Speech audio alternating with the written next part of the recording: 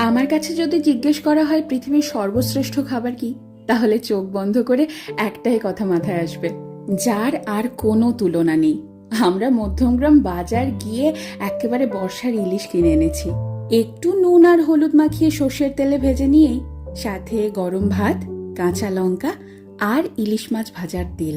সত্যি কথা বলো, বাঙালির কি আর কিছু লাগে? এই দিয়ে তো পুরো প্লেট খালি। আমার মা যেহেতু স্কুল শিক্ষিকা, তাই অনেক সময় এমন হয়েছে ঘটা করে রান্না করার সময়ই পাইনি। আর সে সময় যদি বাড়িতে ইলিশ মাছ থাকতো, তাহলে এই ইলিশ মাছ ভাজা দিয়ে কত তৃপ্তি করে খেয়ে উঠেছি সবাই।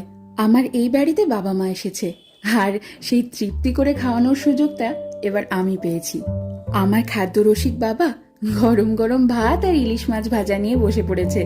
দেখো কত মজা করে খাচ্ছে, দেখেও যেন তৃপ্তি আসছে আমার।